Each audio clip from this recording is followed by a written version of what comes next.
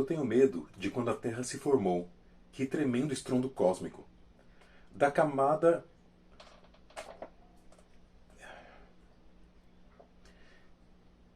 Eu tenho medo de quando a Terra se formou. Que tremendo estrondo cósmico. De camada em camada subterrânea, chego ao primeiro homem criado. Chego ao passado dos outros. Lembro-me desse infinito e impessoal passado que é sem inteligência, é orgânico e é o que me inquieta. Eu não comecei comigo ao nascer. Comecei quando dinossauros lentos tinham começado. Ou melhor, nada se começa. É isso. Só quando o homem toma conhecimento através de seu rude olhar é que lhe parece um começo. Ao mesmo tempo, aparento contradição. Eu já comecei muitas vezes. Agora mesmo estou começando. E é com essas palavras que eu vou comentar um pouquinho sobre o mito de Sísifo, de Albert Camus. Aproveitar porque me pediram para fazer um vídeo sobre o existencialismo. Só que assim, o existencialismo, como qualquer corrente filosófica, tem uma gama de escritores, significados. Então, hoje eu escolhi falar um pouquinho desse livro aqui e futuramente eu posso fazer uns outros falando sobre Sartre, Merleau-Ponty e sobre alguns outros que a gente define como existencialistas, mas muitos deles nem não gostam dessa denominação ou evitam tal denominação filosófica para não se encaixarem em uma escola, algo desse tipo. Então, bora pro vídeo.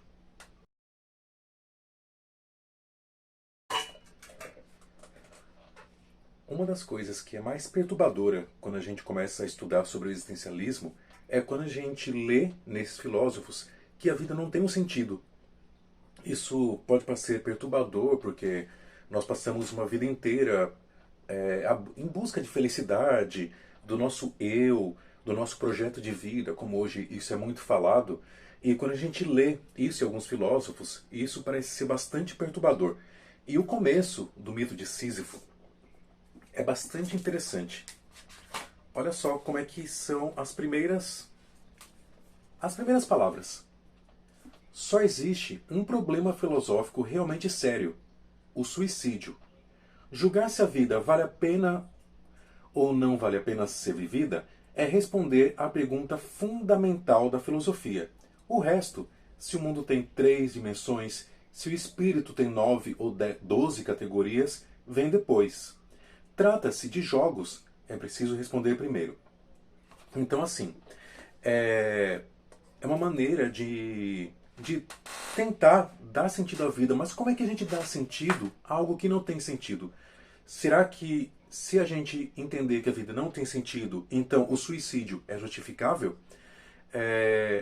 Alguém tirar a sua própria vida? Se a pessoa tira a sua própria vida, vai deixar outras tristes. Mas com que direito as outras tinham de interferir na vida de quem se matou, de que não conseguiu viver nessa vida?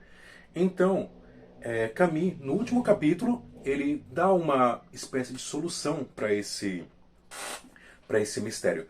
Segundo ele, existem 2 escândalos da nossa vida. Um deles é a morte.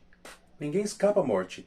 Isso é um escândalo porque nós estamos vivendo aqui e a gente não sabe se vai morrer daqui a 2 minutos ou daqui a 40 anos. A gente não sabe. Então isso é uma coisa absurda da nossa existência, se a gente parar para pensar. O segundo é a incapacidade de encontro de felicidade. A gente vive num mundo que nós estamos sempre em busca dessa tal de felicidade. Por que a gente faz coisas? Por que a gente estuda? Por que eu saio para comprar alguma coisa? Para tentar sempre preencher esse nosso sentido, essa busca de felicidade. Mas se a gente for parar para pensar, na verdade, isso nunca chega a se concretizar. Seria então a felicidade uma busca, mas a gente substantiva a felicidade como a felicidade, como algo que existe. Então a felicidade parece que existe. Mas como é que a gente pode querer algo que não existiria, né? Se ela é inalcançável? Então, onde é que está essa felicidade? O que é a felicidade? Se alguém tiver alguma resposta, pode colocar aí. Eu já vou adiantar aqui qual a solução que Albert Camus dá para esses 2 tipos de absurdos, que um deles é a revolta. A revolta contra a ditadura da morte. Já que a gente vai morrer, a nossa vida tem que fazer sentido de algum jeito. Mas vem outra pergunta: como fazer sentido já que a nossa vida não tem sentido? E é justamente o revoltar-se contra essa morte que vai acontecer que vai dando motivos para que eu crie sentido para minha vida. Então, é uma luta contra algo que não tem, na verdade, como a gente evitar que é a morte, mas tem como, através da revolta contra esse absurdo, a gente criar algo para nossa vida. A gente faz, na verdade, né? Talvez os que se suicidem sejam aqueles que aceitaram a esse absurdismo da nossa própria existência. Aceitaram tanto que acabaram sucumbindo a isso e se mataram. O outro é que esse encontro da felicidade só é possível com atividades da nossa existência. A partir do momento que nós vamos existindo, temos a consciência de que a morte existe, de que ela é inexorável, de que vai acontecer alguma vez, então cabe a nós simplesmente criar sentido para isso aqui. Então, resumindo, são esses dois tipos de atitude, de revolta que acontece na nossa vida. Dois escândalos, na verdade, né? A morte e a incapacidade contra a felicidade. Qual a maneira que nós temos de superar tudo isso? É a revolta. A revolta que nos dá sentido. Então, nossa vida é uma busca de sentido, na verdade. Então, a felicidade está justamente nessa busca. Ela existe, mas somente enquanto busca de sentido. E são três as consequências que ele cria aqui. Ó. Uma é a revolta, como já foi falado, já que a vida não tem sentido. A segunda é a liberdade, a nossa liberdade de escolha. Já que nós somos livres, já que vai morrer, já que a vida é esse lançar-se, usando aqui uns termos de Heidegger aqui, esse lançar-se à vida, já que a vida é esse aberto, então cabe nós manejarmos muito bem essa liberdade que nós temos. Liberdade de escolha, tudo nos é permitido. E isso lembra muito Sartre, né? Para quem já leu aí. E a outra é a paixão.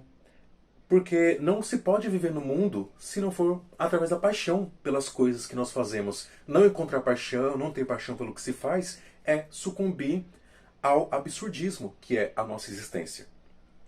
E como viver com esse absurdo que é a nossa existência? Ele fala isso no capítulo 3. Ele fala da figura de Dom Juan, que é um homem que vive apaixonadamente, sem ligar para as consequências da vida.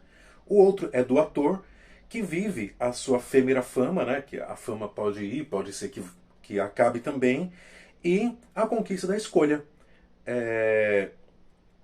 Ou somente contemplar a vida.